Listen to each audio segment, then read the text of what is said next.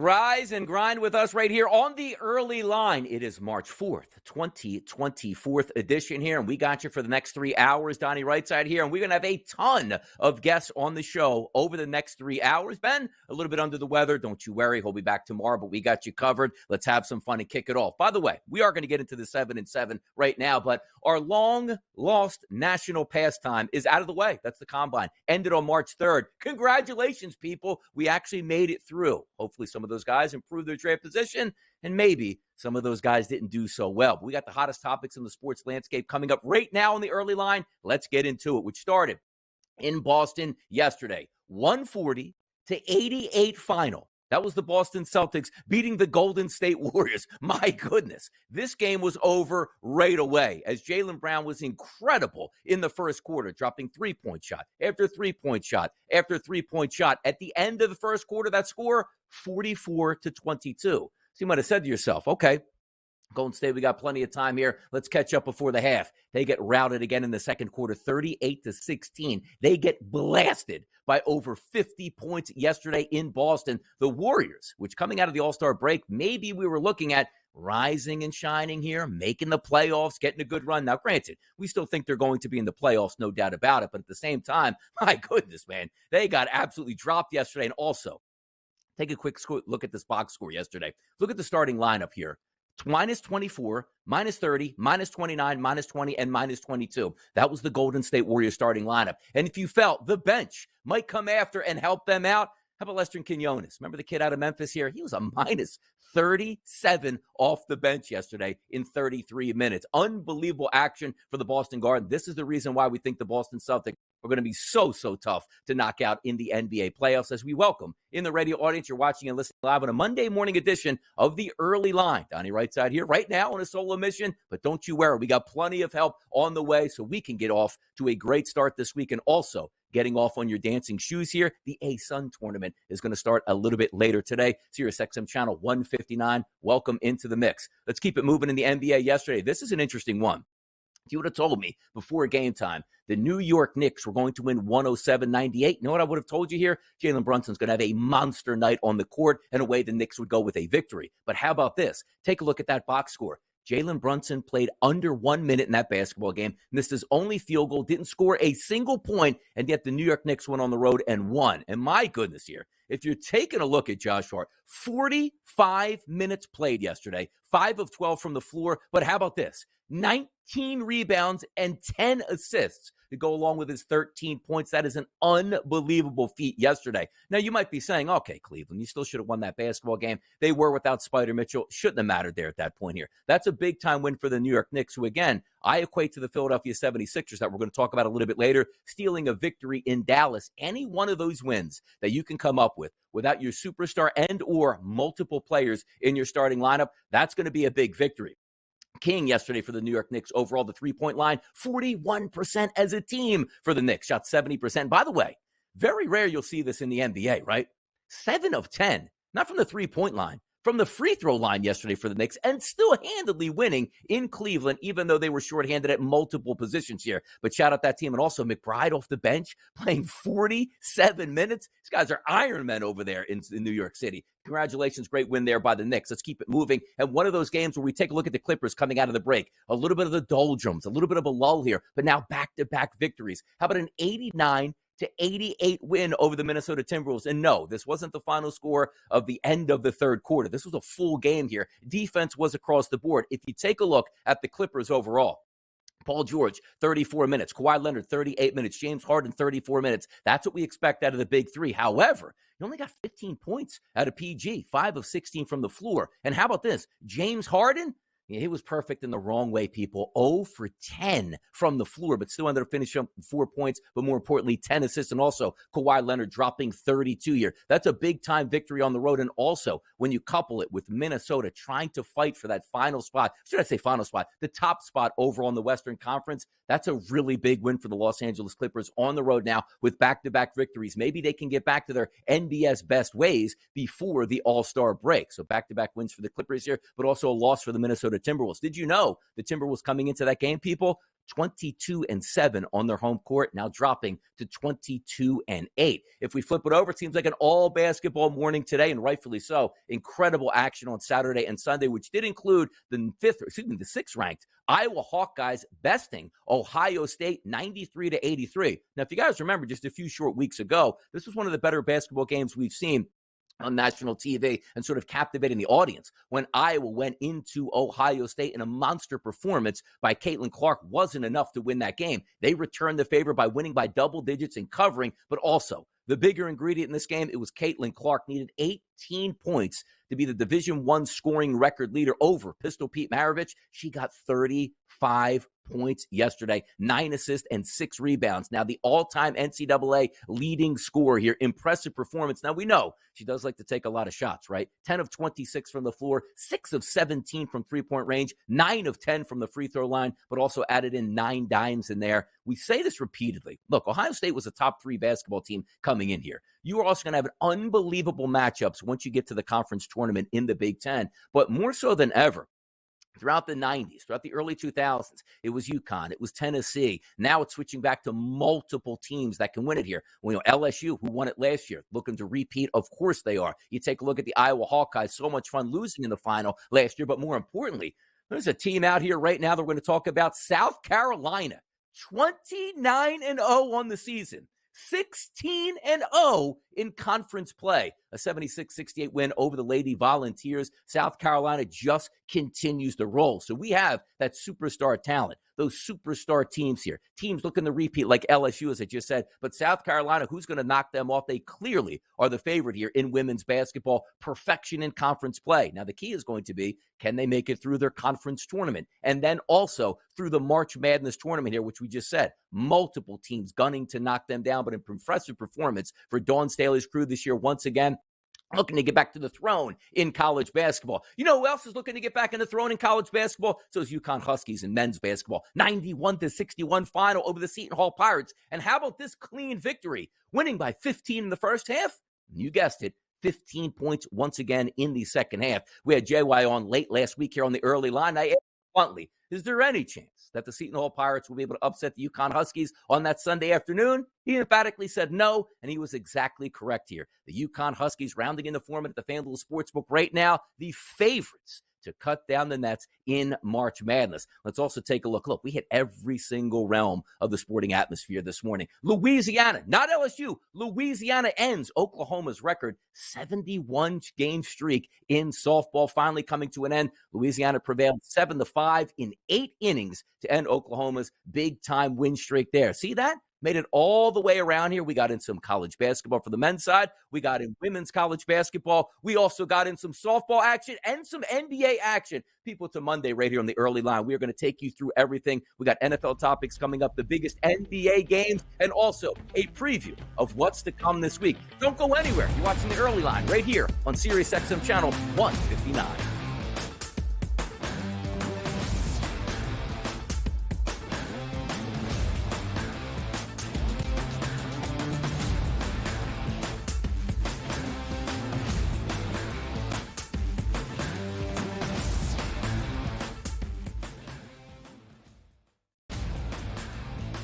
The Lakers lose by double digits last night on the road in Phoenix against the Suns. The Suns get their first victory following the All-Star break, winning by 10 in covering. Anthony Davis played 42 minutes in that game. LeBron James played 37 minutes in a loss. This is the same thing. It's like repeating this over and over and over. Sure, do you want to win these basketball games? Yes, but you sort of say to yourself, all right, at what cost do we have? The early line, only on SportsGrid. The Bostonian versus the Book. In the Big Ten, it's the same thing. No offense to you guys. This feels like the Penn State rule. This feels like This is the guaranteed Penn State to get in. We need to Penn find State's a way to let them in because they can't beat Michigan. They can't beat Ohio State. But Right. if we make them a third, They get in.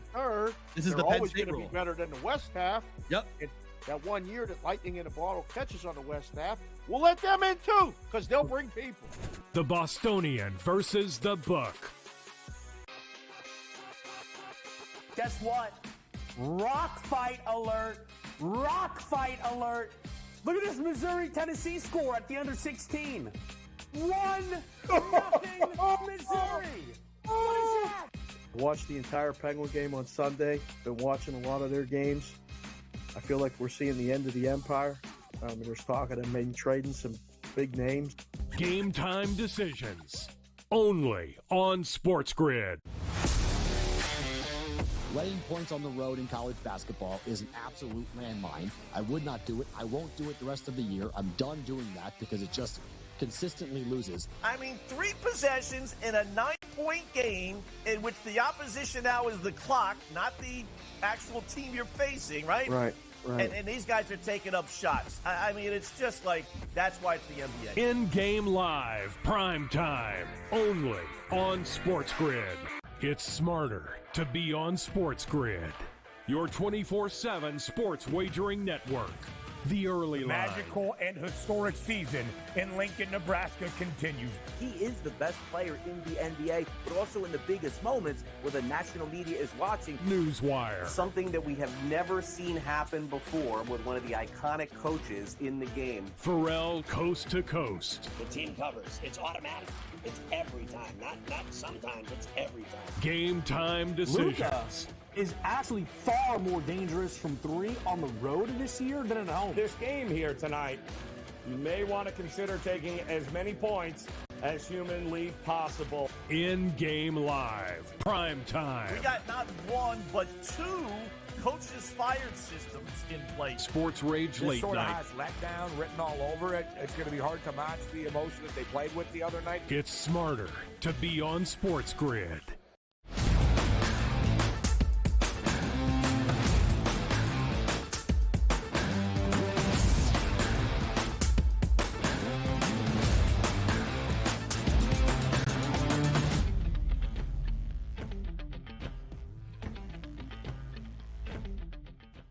Hour number 1 in full effect right here on the early line, Monday morning, March 1st. Yes, you heard that correctly. We are in the month of March, and the dancing shoes begin this week because multiple conference tournaments will start. We'll get a picture of that later, particularly with the A-Sun starting up tonight. And he said, what's the A-Sun? Don't worry, we got you covered. A couple good basketball teams. A lot of teams like to get tempo. Exciting times on the horizon. Now, that might be said also here as we bring in John Shames, producer extraordinaire, to join us for some Boston Celtics Golden State Warriors action. If we want to call that action, John, 140-88. This was over before basically you could even turn your television set on. An impressive performance by the Boston Celtics. But I got to tell you, at 48-12, they don't cease to amaze me every night. They are that good. Yeah, Donnie. Well, it's great to be here with you on a Monday morning. Ben Stevens out for commission. You know what? The focus group said they needed John Shames and Donnie Rightside. That's what really pumped those numbers. So here we are, Donnie. But talking about this game with the Celtics and the Warriors here, the Celtics put on the gas early, as you mentioned in the last segment, and a 23 run midway through the game there. They really just didn't look back. This is the story of the season for them, Donnie, winning, and not just winning in a close game, but in dominant fashion every night. Now becoming the first team ever, I should say, to win 3 games in one season by 50-plus points. So the Celtics are here in the regular season, at least, in dominant fashion. And I think, we're going to see if they can hold it together in the postseason, and we'll talk about those odds coming up here in just a second. But this was a good win for the Celtics because, they might have some of those demons we thought maybe lingering over from the finals a couple of years ago, but a big win, kind of putting the Warriors to bed maybe and saying, hey, your dynasty is done. We're here to stay. We're the new big dog in town. So I think the Celtics got to be feeling good after that one, Donnie. Yeah, pretty incredible. You take a look at the starting lineup here, not for the Boston Celtics, but for the Golden State Warriors. -24, -30, -29. You get the point here. They certainly didn't start out well. And also the points. The only guy going in double digits in the starting lineup said, well, at least that would be Steph Curry. Steph was 2 of 13 from the floor, 0 of 9 from three-point range, only chipped in with 4 points here. As we flipped it over, was the exact opposite. Tatum only played 25 minutes, but scored 27 points. You take a look at Brown, who was red hot right out of the gate here, John, 29 points starting. So if we're taking a look at the Boston Celtics and where they go from here, similar to the Golden State Warriors, I have an under 47.5 ticket in my pocket that looked like it was going to cruise until the Golden State Warriors started playing better basketball. The bottom just fell out on them yesterday here in that drubbing by 50-plus points. But the Boston Celtics here now sit at a 48-12 record. To win the conference now, you're paying juice if you want that at a -120 price. The championship at +210. Here's a question, John, I'm going to ask for you on this when we're taking a look at the Boston Celtics, because sometimes we get caught up in this in the NFL. clinching too quickly. Let's just say the Boston Celtics, realistically, in like a 2-week time frame, could have a 10-game lead, let's just say, on second place in the Eastern Conference. Do you think that's a detriment heading down the stretch where you're not really playing competitive basketball? Or is it a plus? You're saying, you know what? I'm probably going to get my superstars healthy for a playoff run, and that's what's most important. Yeah, I think in years past, Donnie, I would maybe be a little bit more concerned than I am this year. I think it's a different team, right? And I think you look back in the past couple seasons, one of the things that the Celtics have been defined by, especially, late in the season, in the playoffs too, is just kind of unraveling when they have big leads, unraveling when they feel comfortable. But this year feels a little different. It feels like they're keeping their foot on the gas. You mentioned these drubbings that are happening on like a regular basis here. These type of wins, these 50-point wins, these 30-point wins, in their win streak here, they're blowing teams out by 20 points per game. I think they are aware now that they are the only thing standing in their way here, and they know that they need to keep their foot on the gas, keep building that momentum going into the playoffs, because you might run into a Miami in the first round. You might run into, a New York or a Philadelphia maybe if they fall in the standings, and Joel Embiid suddenly is back, and that's your 1-8 matchup. So I think they know that they have to keep their foot on the gas, and they have to, keep their eye on the prize here, Donnie. So I'm not worried about it, to be honest with you. No doubt about it. I mean, the Boston is going to be good either way here. It's just an interesting thing. Like, if they make a run and end up winning the championship, we could say, like, look at that. It pays to, like, run out to a big lead here, get some rest before the playoffs begin. Once the playoffs hit here, and they say, you know what, we're healthy and ready. We didn't have to grind over those final 3 weeks. But if they do lose, let's just say in the second round of the Eastern Conference playoffs, you would look back and say also, oh, you know what, they had too good a lead here, and maybe they weren't as sharp as they needed to be in the playoffs. I'll bet the other way. The Celtics are a really, really good basketball team right now. Only 3 losses this season on their home court, which again, looks like they're going to have home court advantage throughout. Good luck beating the Boston Celtics in the Garden up there. So let's take a look here at another Eastern Conference team, which is the New York Knicks. 107-98 victory over the Cleveland Cavaliers. Now, you might hear that and say, like, yeah, it's the NBA, and the Knicks probably got hot, and Brunson played well. Well, as we told you in the 7-7, Brunson didn't even play a minute in this game, didn't even score a single point. Now, here's the tough part about this game. We're all handicappers. We're all gamblers. If you're sitting down watching this game and you see Brunson hobbled right away, aren't you running right to the FanDuel Sportsbook and trying to get as many wagers in on the Cleveland Cavaliers as you possibly can? Because there's no way the New York Knicks would be able to win this game. And they actually did, and almost by double digits. An incredible feat here, which saw Josh Hart play 45 minutes. McBride off the bench, 47 minutes here. A gutsy performance, John, from the New York Knicks yesterday over the Cleveland Cavaliers. Yeah, I think kind of a microcosm for both of these teams here. We see the Knicks, fighting through adversity. Yes, it's been tough without OG Anunoby, without Julius Randle, and now potentially without Jalen Brunson. But we know guys are prepared to play big minutes, or they really have no choice under Tom Thibodeau. Playing 40-plus minutes. You can expect that for guys like Josh Hart on a given night, as he did last night, you said. So I think the Knicks, they're bringing the intensity. They're doing what they need to do to kind of stay alive in that playoff race. Cleveland, on the this is kind of a defining loss for them, too, because they struggle against teams. They actually have won a lot against teams that are under 500. So you'd think coming into a Knicks team, minus a bunch of stars, you think that maybe Cleveland would be able to put them to bed. But the Cavaliers against teams above 500 on the season, Donnie, are really struggling. I believe they're under 500. I think 13-18 now, I want to say, is that number. So the Cavaliers need to be able to win against good teams and win against teams playing hard in a playoff-like environment. The New York Knicks are going to slow you down and grind it out. That's the kind of basketball that Cleveland can expect to encounter in the playoffs. Not a good sign for the Cavaliers, but hopefully Jalen Brunson comes away not too bad from this. They're saying it's a knee contusion, Donnie. I don't know, non-contact. I don't know if I really believe that, but let's hope that is the case, and hopefully Jalen Brunson can be back, alongside Julius Randle and OG Anunoby for New York's playoff run. Yeah, we have Doc on quite a bit here, and I guess the x-rays would take out, that bone bruise or maybe a slight fracture to the knee. It looks like that's not the case here. But also, if they're doing an ACL, tour sort of test, you get an indication of whether or not that knee is really injured. It looks like they did get away with one here, which is great. So you got a victory here. Didn't lose your best player, and also you're still waiting on OG to come back in that lineup, and also Julius Randle. If you take a look at the Cleveland Cavaliers from their side of things, they did get a couple guys in double digits in that starting lineup. Mobley, Okoro, Allen, and Garland. But as we said, Donovan Donovan Mitchell did not play in this basketball game, and the Cleveland Cavaliers come up empty against the Jalen Brunson New York Knicks, and also only scoring 98 points in that game. Bad performance all the way around from the Cleveland Cavaliers when it probably looked as it should have been a runaway to start that game. But if we do take a look at some futures here, particularly to win the NBA championship, and the New York Knicks here in a similar spot for me, John, as the Philadelphia 76ers, you're waiting on key players and superstars to come back into your lineup. So is there going to be value? Now, the interesting thing about it, we'll talk about the Sixers in the next segment here. You look at the Dallas Mavericks losing to the Philadelphia 76ers yesterday. The Sixers over the weekend here were 30-1 price here to win the NBA championship. You go right now after a win, which you probably thought they weren't going to get against Luka Doncic and the Dallas Mavericks. They now sit at a 39-1 price. But also, the reason I wanted to bring that up is the New York Knicks at 32-1 to win an NBA championship. The one thing that we do know about these two basketball teams here, they're not whole just yet. So also value in the eye of the beholder. John, I ask you real quick here, the Sixers and also the New York Knicks at those price points, is it worthy of a flyer? But those numbers getting bigger, obviously, because the Boston Celtics are running away with this thing.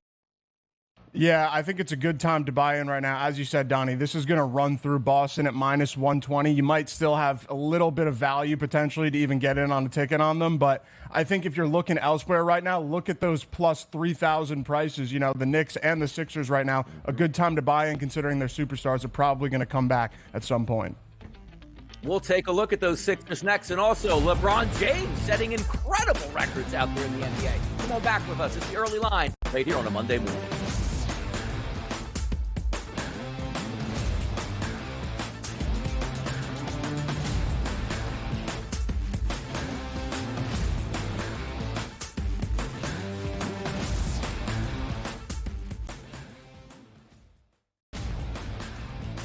The Lakers lose by double digits last night on the road in Phoenix against the Suns. The Suns get their first victory following the All-Star break, winning by 10 in covering. Anthony Davis played 42 minutes in that game. LeBron James played 37 minutes in a loss. This is the same thing. It's like repeating this over and over and over. Sure, do you want to win these basketball games? Yes, but you sort of say to yourself, all right, at what cost do we have? The early line, only on SportsGrid. The Bostonian versus the Book. In the Big Ten, it's the same thing. No offense to you guys. This feels like the Penn State rule. This feels like this is the guaranteed Penn State to get in. We need to find a way to let them in because they can't beat Michigan. They can't beat Ohio State. But if we make them a third, they get in. This is they're the Penn always State going to rule. be better than the West half. Yep. And that 1 year that Lightning in a Bottle catches on the West half, we'll let them in too because they'll bring people. The Bostonian versus the Book. Guess what? Rock fight alert. Rock fight alert. Look at this Missouri-Tennessee score at the under 16. 1-0 Missouri. What is that? Watched the entire Penguin game on Sunday. Been watching a lot of their games. I feel like we're seeing the end of the empire. There's talk of them maybe trading some big names. Game time decisions. Only on SportsGrid. Letting points on the road in college basketball is an absolute landmine. I would not do it. I won't do it the rest of the year. I'm done doing that because it just consistently loses. I mean, 3 possessions in a 9-point game in which the opposition now is the clock, not the actual team you're facing, right? Right. And these guys are taking up shots. I mean, it's just like, that's why it's the NBA. In-game live, prime time, only on SportsGrid. It's smarter to be on SportsGrid, your 24/7 sports wagering network. The early line. Magical and historic season in Lincoln, Nebraska continues. He is the best player in the NBA, but also in the biggest moments where the national media is watching. Newswire. Something that we have never seen happen before with one of the iconic coaches in the game. Pharrell coast to coast. The team covers. It's automatic. It's every time. Not sometimes. It's every time. Game time decisions. Luka is actually far more dangerous from 3 on the road this year than at home. This game here tonight, you may want to consider taking as many points as humanly possible. In-game live, prime time. We got not 1, but 2 coaches fired systems in place. Sports Rage This Late sort Night. of has letdown written all over it. It's going to be hard to match the emotion that they played with the other night. It's smarter to be on SportsGrid.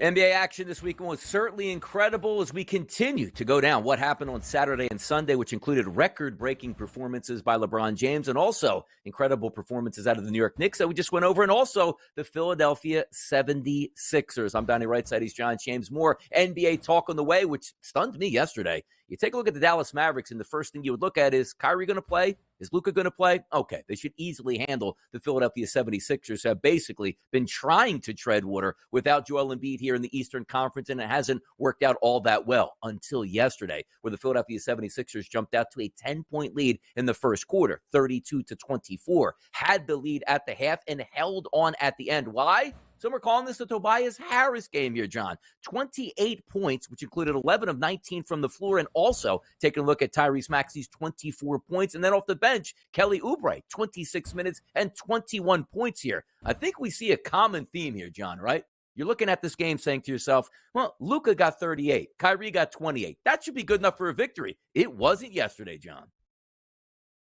No, it was not. Well, first of all, I'm happy you mentioned Kelly Oubre there. My heart dropped a little bit when you mentioned Maxey, you mentioned Tobias Harris, and then the other guy who scored 20. That's one of our favorites on this show. So Kelly coming up big for the Sixers. He could be playing a little bit better, I think, too, Donnie, but good sign for him scoring 20 yesterday. But on the Maverick side, I think they really need to figure out their rotation. I think that's kind of where they're struggling right now. They changed a lot of stuff around at the deadline. And you're seeing, especially in their front court here, Derek Lively, 18 minutes yesterday. Derek Jones, 26 minutes yesterday. Daniel Gafford, 13 minutes here. They need to figure out what's going on with those big men on their team and really figure out who's going to play the best alongside Kyrie Irving and Luka Doncic. I think you have slightly different, skill sets for each of them. So I think the Mavericks are still trying to figure that out, that new team composition. As we were talking about value before, I think they're probably around that.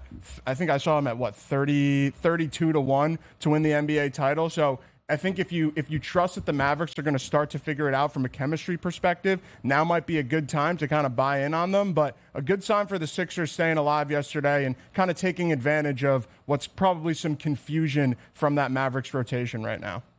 Yeah, there's a lot of good long shots out here and teams with superstar athletes, which once you get to the playoffs, you expect them to shine. And quite frankly, Luka Doncic has been doing that all the way through this NBA season. 38 points yesterday, 10 assists, 11 rebounds, another triple-double. It's not one of those cheapies, right? 12, 11, and 10. No, he really gets after it. Ball's in his hands. 14 of 27 from the floor, which is pretty incredible. Only 4 of 10 there from the three-point line. But that's a tough loss here for the Dallas Mavericks moving forward. But also, as we said, just like the Knicks and the Philadelphia 76ers, every win is so important here as they wait for the superstars to get back into the lineup. If you want to talk about superstars across the board, how about the Los Angeles Lakers taking on the Denver Nuggets? Nikola Jokic going up against LeBron James. LeBron James also eclipsed the 40,000-point mark in his career. Yes, 40,000 points for the King out here. But again, they lost this basketball game, 124-114. You take a look at after 1, 33-27 Lakers. After 2, 33-31. Should be able to cruise with that victory at home on a star-studded night out there, but it wasn't enough. Why? Because the Denver Nuggets are a really good basketball team. You take a look at what they were doing with Nikola Jokic, 35 points, 10 rebounds, and 7 assists. Michael Porter Jr. chipped in with 25 points. How about Jamal Murray? 24 points in this game. If you look at the Lakers starters off the bench, Davis with 17, Hachimura 23, LeBron James with 26, and then Russell and Reeves 17 and 19 respectively here. The Lakers dropped to 33 and 29, but really, the Denver Nuggets outshining the Los Angeles Lakers on LeBron James' 40K night, James. What'd you think about that? Yeah, Michael Porter Jr. came in and had something to say about it. He had an absolute heater that game too. So, I mean, it's kind of the story of what's been going on for LeBron James since he's come to the Lakers here. It's kind of, the last chapter of his career. He's breaking all these these accolades and earning all these accomplishments and, becoming the all-time leading scorer, losing that game and scoring 40,000 points and losing that game. And it's like, damn, let's get this guy some help out here. We look at the end of that bench and Taurean Prince and Cam Reddish and, Spencer Dinwiddie, all of those guys scored in single figures against the Nuggets the other night. So that's not going to cut it. We need the Lakers bench to be playing better and to be supporting, especially if Anthony Davis is only going to be scoring 19 points alongside LeBron James. So the Lakers right now, I'm not feeling so good about them, but we know that the Nuggets are not necessarily the best litmus test, and I'm not going to put the Lakers to bed because of the result against the Denver Nuggets. It's just disheartening and kind of the story of what's been going on for LeBron James since winning that championship with the LA Lakers, Donnie. By the way, the new NBA, as I like to call it here, John, which basically means that we're not in the, early 90s, late 90s playing defense, and a total of 211 is unheard of. We routinely see 250s and 260s now popping up in the NBA, which means there's more scoring. And if we can get that graphic back up there, because the question is going to be, how much is LeBron James going to separate himself from the field here? 40,017 points right now. Kareem Abdul-Jabbar, 38,387. And it's not as if this was like, hey, the final game that LeBron James is actually going to play, and he got that number and good luck. Like, LeBron James is probably honestly going to play at his prime level that he's playing right now at least another 2 to 3 years, and then we'll see where he rides off into the sunset if he's ring chasing and just stacking up more points. I'm going to ask you this question, John, on this one. LeBron James, now we always do this a lot because it's what we're sometimes prisoner of the moment is what we get caught up doing here. Is anybody going to catch LeBron James in history? Because I see on Twitter, right? It's like, okay, LeBron should be able to run away with this. Oh, never say never. It's a more scoring. But you got to play basically, 25 years as being maybe the best player in the NBA to get this? Can anybody else do this in the future, in your opinion?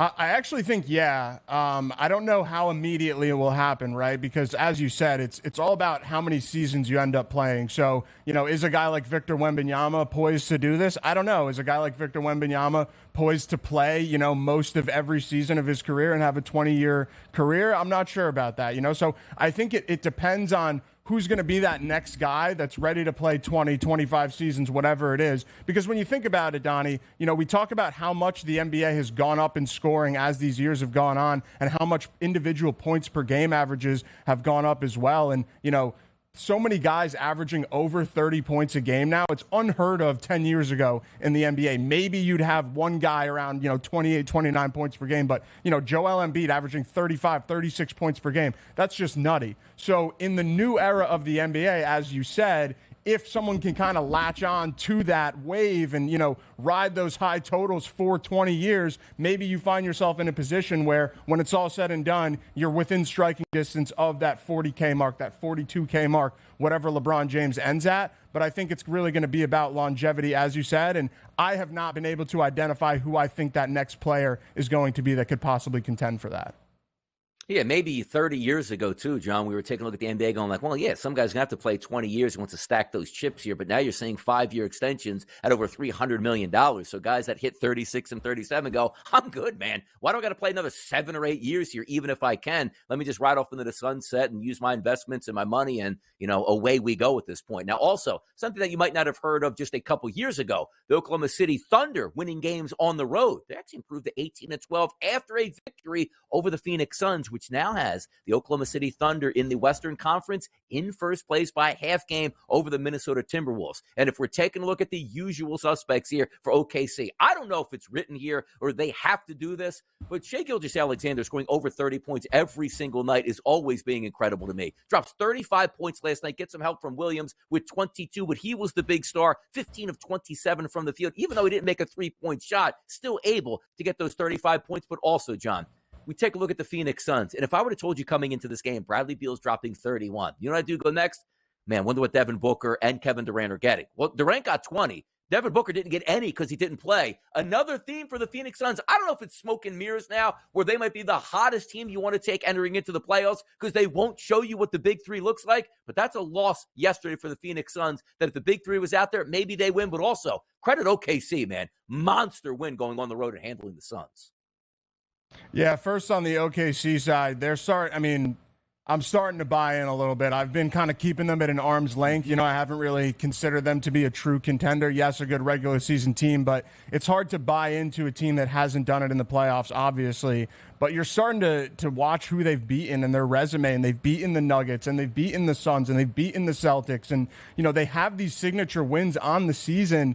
It's kind of making it really difficult to not buy into them, Donnie. And Shai Gilgeous-Alexander, known now for scoring 31, 32 points every night. They're hanging his number at 31.5. It's a crazy phenomenon right now. But he's so consistent and he's so unguardable, and there's a real argument that he's a top 5 player in the NBA. When you have a top 5 player in the NBA, that's one of the main things that makes you a contender, in my opinion, Donnie. So starting to buy into OKC a little bit. But on the Phoenix side, on the other side of this, I think there's something broken there, right? And yes, we know that the big three has not been in, and you've kind of introduced different lineups and two of them play and different combinations and everything like that. But they keep bringing in all of these bench pieces, throughout the offseason, Eric Gordon and Torrey Craig and all these guys, and they're trying to add scoring, but there's just not consistency, Donnie. And I think that's the part that's a little bit concerning for me is nobody seems to know their role. And I don't know if that's because of the health of the team. I don't know if that's just because there's one ball and there's a lot of guys who need the ball in their hands to make something happen. But there's something to me that's fundamentally broken about the composition of that team. And I think that, without anything changing substantially, I'm skeptical right now that they're going to be able to figure it out in the playoffs. Yeah, one of the tough things, John, that does come up here is you can't just turn it on. It's not as if these guys have played hundreds of games together and yeah, we remember how to play together. If you're playing what feels like a handful of games and say, okay, the playoffs here, let's sort of hit the gas pedal, that's not going to work out well. But as handicappers, we're going to fall into that trap of going, ooh, that price looks so good on three superstar players, healthy and ready for the playoffs, but are you willing to dip in? Quick score here, we'll update as well. Los Angeles Clippers 89, Minnesota Timberwolves 88. Big win for the Clips on the road. Minnesota Timberwolves now in second place in the Western Conference. College basketball takes center stage next, right here on the Early Line.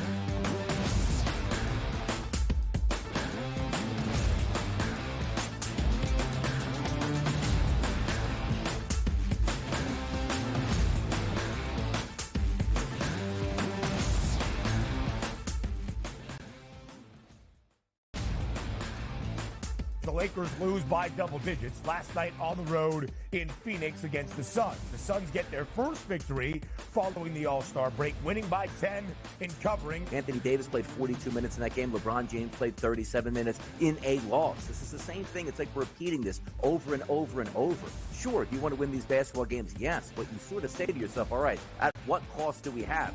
The Early Line, only on SportsGrid. The Bostonian versus the Book. In the Big Ten, it's the same thing. No offense to you guys. This feels like the Penn State rule. This feels like this is a guaranteed Penn State to get in. We need to find a way to let them in because they can't beat Michigan. They can't beat Ohio State.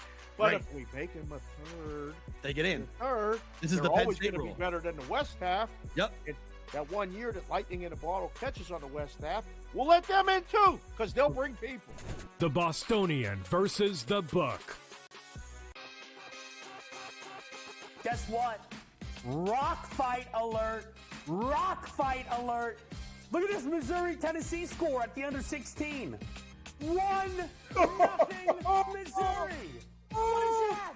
Watched the entire Penguin game on Sunday. Been watching a lot of their games. I feel like we're seeing the end of the empire. There's talk of them maybe trading some big names. Game time decisions. Only on SportsGrid. Laying points on the road in college basketball is an absolute landmine. I would not do it. I won't do it the rest of the year. I'm done doing that because it just consistently loses. I mean, 3 possessions in a 9-point game in which the opposition now is the clock, not the actual team you're facing, right? Right. And these guys are taking up shots. I mean, it's just like, that's why it's the NBA. In-game live, prime time, only on SportsGrid. It's smarter to be on SportsGrid, your 24/7 sports wagering network. The Early Line. Magical and historic season in Lincoln, Nebraska continues. He is the best player in the NBA, but also in the biggest moments where the national media is watching. Newswire. Something that we have never seen happen before with one of the iconic coaches in the game. Pharrell coast to coast. The team covers. It's automatic. It's every time. Not sometimes. It's every time. Game time decisions. Luka is actually far more dangerous from 3 on the road this year than at home. This game here tonight, you may want to consider taking as many points as humanly possible. In-game live, prime time. We got not 1, but 2 coaches fired systems in place. Sports Rage This late sort night. of has letdown written all over it. It's going to be hard to match the emotion that they played with the other night. It's smarter to be on SportsGrid.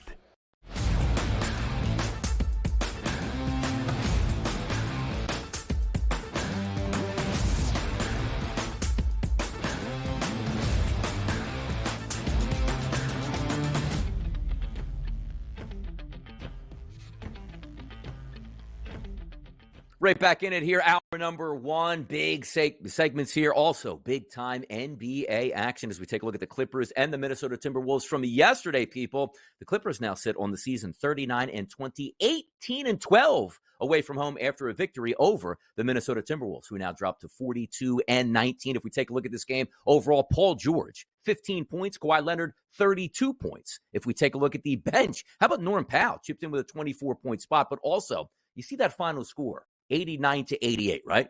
Look at the total that it closed at, 219.5. Easily stayed under that total. A favorite here for the Minnesota Timberwolves, only at 2.5, and the Clippers cover as the outright dog. But the questions are going to come up here. What do we get out of the Minnesota Timberwolves? Because I've been telling you guys for weeks here, I actually trust the Minnesota Timberwolves more than I do OKC. The reason being is they can play really good defense. Case in point yesterday. But the question is going to come when they need to get that offense going. Do they have enough in the gas tank? Take a look at Mike Conley yesterday. 28 minutes, 0 from 4 from the field, 7 rebounds, 5 assists, but 0 points. You can't have that. So let's just say, and I know you can't do this, Mike Conley scores 4 points yesterday. Get the drift here. Not only did the Minnesota Timberwolves win, but they also cover the spread. I know you can't, but it just seems like, hey, Mike, chip in just a little bit here. Ant-Man Anthony Edwards, 27 points here from the field. That wasn't good enough. McDaniel, 6 points here. So a nice win for the Los Angeles Clippers now with back-to-back victories after that sluggish start out of the break. Maybe the Los Angeles Clippers can do some damage here in the Western Conference. If we take a look at the Western Conference standings now, as we told you, OKC got a big-time victory over the Phoenix Suns. So if we look at OKC, 42-18 on the season, Minnesota 42-19. So therefore a half game lead Oklahoma City has over the Minnesota Timberwolves. But don't look now. One of those teams that you're seeing that graphic right now on the Nuggets at a plus 190 price to win the West. Yeah, they're only a half game back as well, which is incredible. It just feels like Oklahoma City and Minnesota have been doing battle for weeks, one-on-one, toe-to-toe, who's going to hold it down? And it just seems like the Denver Nuggets, steady as they go, 7-3 in their last 10 games here. Winners now have 6 straight games, now sit at 42-19. So if we're just betting this based on pedigree, well, yeah, we expect the Denver Nuggets probably to overtake both of the Timberwolves and OKC. And also, if you're the NBA, you don't want to see that happen. Look at the home records here for the top 3 teams that we're trying to list here as legitimate chances to take down the Western Conference. And again, we're not slandering the Los Angeles Clippers by any means, only sitting 2.5 games back here in the Western Conference. But if we're looking at the Nuggets, 24-5 on their home court. You take a look at the Minnesota Timberwolves, who did have a loss yesterday, dropping to 22-8, and then OKC at 24-6. Do you guys see how important it is to have home court advantage throughout the NBA Finals, or at least throughout the Western Conference Finals before you meet the Celtics? These teams play unbelievable at home, but also you don't get to be a very good team in any conference here unless you're a competent road team. So let's just say Oklahoma City does take down the Western Conference number 1 seed before we get to the playoffs. We just told you, they're 24-6 overall at home. But take a look at their away record, 18-12, very good. Take a look at the Minnesota Timberwolves. As we just said, came into yesterday's game at 22-7 at home, took the loss. Now they have 8 games that they've lost at home. But on the road, 20-11. You take a look at the Denver Nuggets, 18-14. But if we just focused on those 2 top teams here in the Western Conference, OKC and Minnesota, they've done exceedingly well on the road. So if we're taking a look at the overall standings here, yeah, it makes some sense where those seedings fit. Thunder, Wolves, Nuggets, Clippers, and Pelicans. But if we're taking a look at the odds market itself at the FanDuel Sportsbook, the Denver Nuggets are getting the nod here, plus 190, over the Los Angeles Clippers at plus 240. Yeah, you just read that correctly here. Nuggets and the Clippers are the favorites to take down the Western Conference here, even though the 2 top teams currently sit right now, OKC and Minnesota. Now, you might want to call some disrespect here. And again, we talked about this late last week as we were going into this on the early line, both myself and Ben Stevens. OKC at an 8-1 price. They're in first place right now. No other sport would do this, right? You say, hold on now. One team's played 60 games, call it here for OKC. They're in first place in their conference with 22 games to go, and they're getting no respect at an 8-1 price to win it. So then you say the team that's a half game back is the Minnesota Timberwolves. They're close to a 10-1 price here to actually win the Western Conference at the FanDuel Sportsbook. Now, granted, a lot of things are going to change. A lot of great basketball still down the stretch with over 20 games to go. It's going to be interesting to see where these chips fall, but it's also like me trying to rationalize myself and taking the Philadelphia 76ers at now a 39-1 price. you're getting really good value on the price, but you know they're going to have to go through the Milwaukee Bucks at least and the Boston Celtics to cut down the nets here, at least in the Eastern Conference, before they wind up in the NBA Finals. So for what we're saying here is maybe we're not trusting Oklahoma City and or the Minnesota Timberwolves at this point, because certainly the FanDuel Sportsbook is not trusting them, because you have marked favorites here in the Denver Nuggets at a plus 190 price and the Los Angeles Clippers here at a plus 240 price. We'll see where some of these numbers go, but to get back to that original conversation where you're lining up the Clippers and what they can do, they're getting a lot of respect here at the FanDuel Sportsbook, and maybe rightfully so, because if we're taking a look at a team that's also around 9-10 to 1 to win the Western Conference, that's the Phoenix Suns here at a 9 to 1 price, which is kind of incredible, because if you line them up with the Los Angeles Clippers at a plus 240 price, what are we looking forward to here? The big three getting to the playoffs healthy. We're trusting the Clippers much, much more right now. Why? Because we're watching the big three on a big night-to-night basis here with the Clippers at a plus 240 price and the Phoenix Suns at a plus 900 price. Now, let's have some more fun here, and we're going to flip it over in just a moment here to NCAA action. But before we do that, let's welcome in Joe Ranieri to the show. We are getting guests left and right here in hour number one, having some fun. Joe Ranieri, look like you were ready for this moment all your life. Stop, drop, and roll, Donnie. I believe that's kind of what this feels like here. That we've got fire drills left and right, but I'm glad that I can talk some NBA and college hoops with you. I'm excited. Let's have some fun here, and the journey begins. I was just, we were just covering some of that NBA action over the weekend here, talking about some futures, but we had such a huge card this weekend, Joe, Saturday and Sunday in college basketball. A lot of fun to watch it play out, and a lot of odds are on the move. And maybe the best game of the day, which turned out to be fantastic, was the Tennessee Volunteers on the road getting a victory over Alabama, 81-74. Connect only had 13 points in this game. If you would have told me Tennessee is going to win going away in Alabama and Connect's only going to have 13 points, I wouldn't have believed you here. But sometimes defense does win. And also, we know, Joe, Alabama loves the three-point shot. And if it ain't falling, they ain't winning.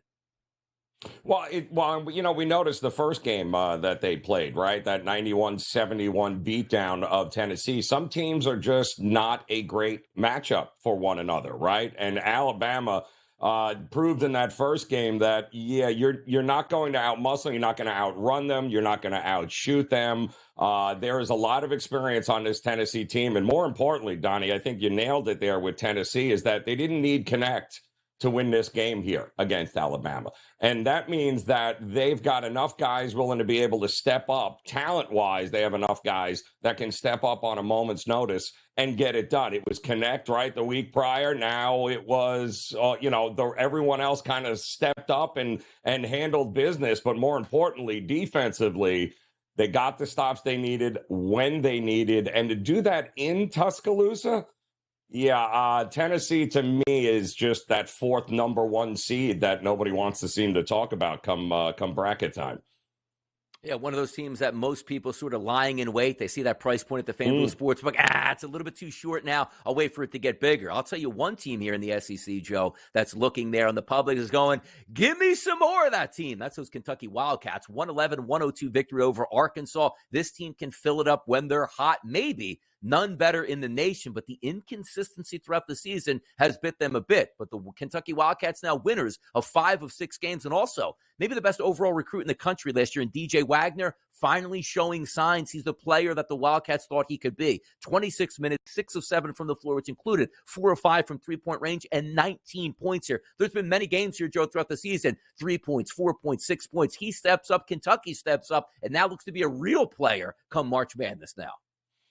Yeah, well, that team, Kentucky, is just absolutely will drive people to drink. If you've been betting them throughout the season here, you're just most of the time you've thrown your hands up and you're going, what in the world? But you know what, Donnie, bottom line, wins are wins, right? Kentucky ended up getting 2 of them this week, and ultimately at the end of the day, that's really all that matters here. I mean, it was maybe a little bit too close against Mississippi State there, which Reed Shepherd had to, show up and show out and win the game for him, which is fine. But that wasn't a very good Arkansas team on Saturday. But you know what?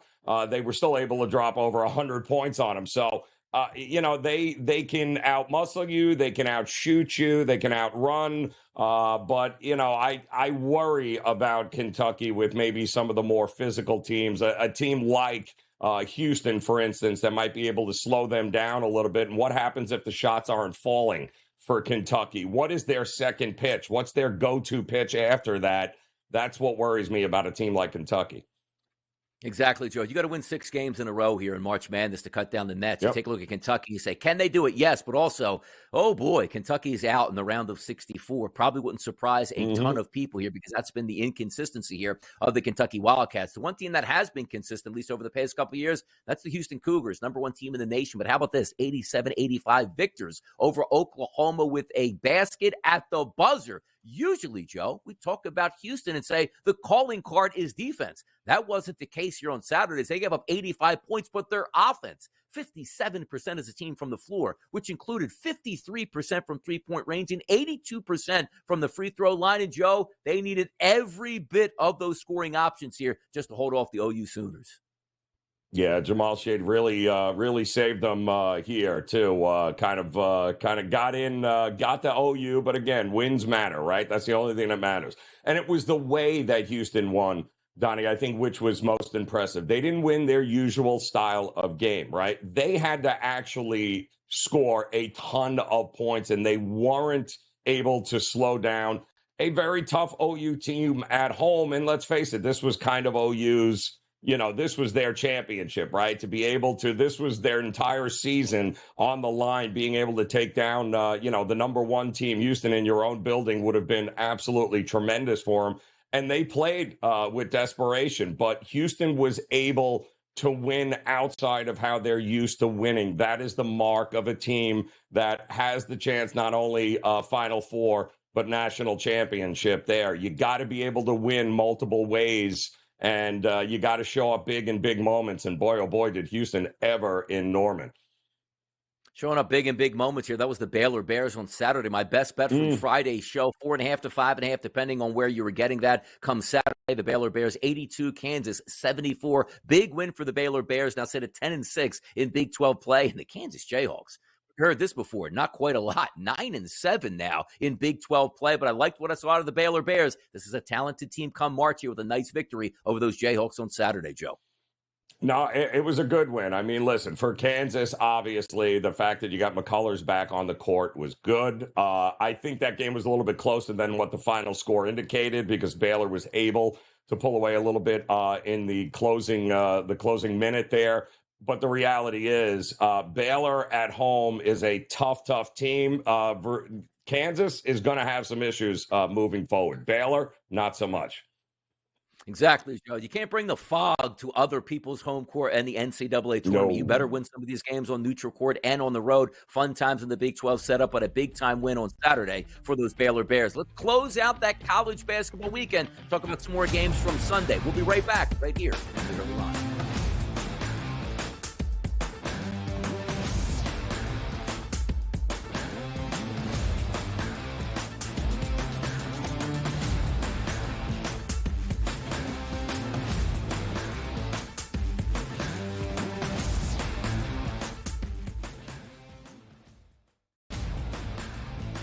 The Lakers lose by double digits last night on the road in Phoenix against the Suns. The Suns get their first victory following the All-Star break, winning by 10 in covering. Anthony Davis played 42 minutes in that game. LeBron James played 37 minutes in a loss. This is the same thing. It's like repeating this over and over and over. Sure, you want to win these basketball games, yes, but you sort of say to yourself, all right, at what cost do we have? The Early Line, only on SportsGrid. The Bostonian versus the Book. In the Big Ten, it's the same thing. No offense to you guys. This feels like the Penn State rule. This feels like this is the guaranteed Penn State to get in. We need to find a way to let them in because they can't beat Michigan. They can't beat Ohio State. But if we make them a third, they get in. This is the Penn State rule. Be better than the West half. Yep. That 1 year that Lightning in a Bottle catches on the West half, we'll let them in too because they'll bring people. The Bostonian versus the Book. Guess what? Rock fight alert. Rock fight alert. Look at this Missouri-Tennessee score at the under 16. 1-0 Missouri. What is that? Watched the entire Penguin game on Sunday. Been watching a lot of their games. I feel like we're seeing the end of the empire. There's talk of them maybe trading some big names. Game time decisions. Only on SportsGrid.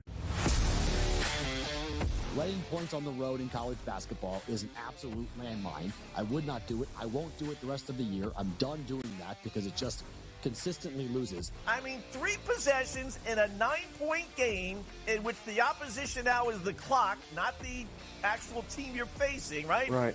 And these guys are taking up shots. I mean, it's just like, that's why it's the NBA. In-game live, prime time, only on SportsGrid. It's smarter to be on SportsGrid, your 24/7 sports wagering network. The early line. Magical and historic season in Lincoln, Nebraska continues. He is the best player in the NBA, but also in the biggest moments where the national media is watching. Newswire. Something that we have never seen happen before with one of the iconic coaches in the game. Pharrell coast to coast. The team covers. It's automatic.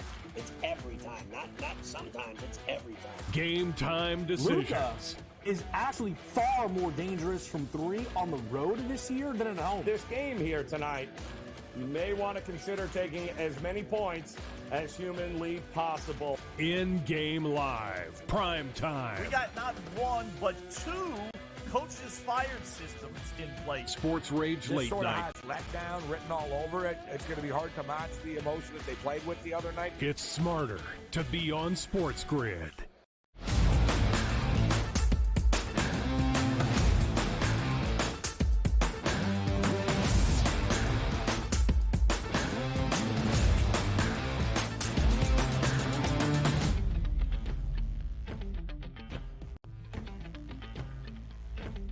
Quick little segment here on the early line before we hit hour number 2. It's Donnie right side. It's Joe Ranieri having some fun, talking some college basketball, wrapping up some of the weekend, which included a big-time performance out of the Creighton Blue Jays here, Joe. 89-75 over Marquette. Now, many of us probably saw this victory coming for Creighton because Tyler Kolek setting this one out for Marquette, and you figure you're going to be on easy streak. But as we sit here and say we're handicappers, this line wasn't exactly 2.5, 3.5. We were talking 6.5, 7.5, 8.5, depending on where you got this. Big second half for Creighton here, 89-75. I love this conference here. The Big East is going to be so much fun. We'll wait for some reinforcements getting back from Marquette. But those Creighton Blue Jays, 89 points, that's what they can do on offense, Joe. Especially at home, right, Donnie? I mean, that Creighton and at home is a totally different animal than on the road, and we've seen that a number of different times here. No Kolek, and I give Marquette credit. Shaka Smart teams as a dog have been very profitable over the years, but without Kolek, they need to get him back on the court sooner rather than later. And also, you take a look at this game overall, too. Like, at halftime, we were close here. Like, it was 42-40. Like, boy, Marquette's really stepping up. But there was a point in that second half where Creighton just said, you know what, bombs away. We're getting after this, and we're not trading punches anymore. We're the better basketball team, and rightfully so, going away. And that's it at 13-6 in conference play. Also, as you take a look at those Creighton Blue Jays, one of those teams you can think can do damage into March Madness. Up on deck here for them, Villanova on Saturday, which you want to improve your seed line. Maybe that's a perfect spot to improve that seed line at here. If we take a look at Gonzaga and St. Mary's, how about this one? 14-2 in conference play now, Gonzaga, with a victory over St. Mary's, who was looking, Joe Ranieri, to be one of those conference teams that says, we're finally turning the tide here. The WCC is now our conference. It's no longer Gonzaga's conference. As they came into this game, a perfect 15-0 in conference play, looking to go 16-0 at home. The St. Mary's Gales weren't able to do that as they lose to Gonzaga 70-57, which puts Gonzaga on firm footing here moving forward into March Madness. Love it. Hour number 2 is coming up. More record breakers on the way. Joe and Donnie in the morning right here on a Monday on the Early Line.